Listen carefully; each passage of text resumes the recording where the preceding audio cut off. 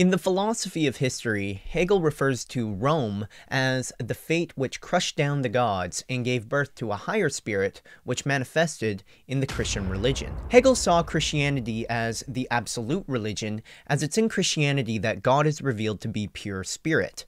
There's lots that can be said about Hegel's view of Christianity, but all that's relevant for our purposes is the fact that he considered it to be the greatest religion. But immediately after praising Christianity, he proceeds to discuss the Byzantine Empire, also referred to as the Eastern Roman Empire, or Byzantium. Byzantium was the first Christian empire, and its capital, Constantinople, was created by Constantine the Great, who famously legalized Christianity after centuries of state persecution at the hands of the Roman emperors. Byzantium was one of the longest-lasting empires in world history, being founded in 330 AD and conquered by the Ottomans over 1,000 years later in 1453 AD. Now, despite this, Hegel only dedicates 5 pages to the Byzantine Empire in the philosophy of history, and almost everything he says is entirely negative. For example, he says that the history of the highly civilized Eastern Empire, whereas we might suppose the spirit of Christianity could be taken up in its truth and purity, exhibits to us a millennial series of uninterrupted crimes,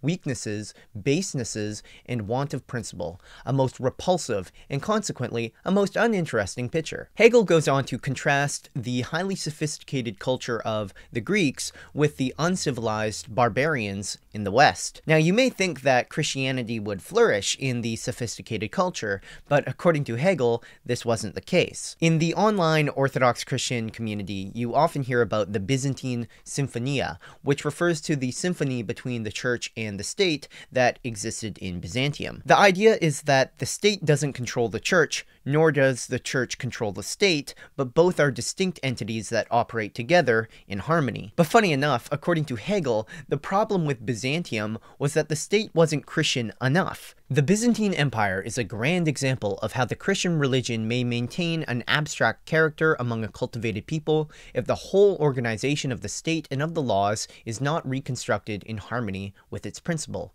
At Byzantium, Christianity had fallen into the hands of the dregs of the population, the lawless mob. Hegel claims that popular license on the one side and courtly baseness on the other degraded religion to a disgusting object. He points to the establishment of doctrine and the politics associated with the appointment of ecclesial authorities as ways in which the Christian religion, whose principle, according to Hegel, is freedom, was degraded. He goes on to talk about how the disputes over dogmas established at church councils led to violence and rioting, the biggest example being the violence associated with the iconoclastic controversy. Hegel himself was an iconoclast, which means he considered the veneration of icons and images to be idolatry, as he referred to it as image worship. He refers to the emperors who banned quote-unquote image worship as being brave. He also claims that gladiator shows became popular in Byzantium, which I don't think is actually historically accurate, but I may be wrong. In any case, Hegel says that the appetite for barbarous spectacles is consistent with the delirium of religious passion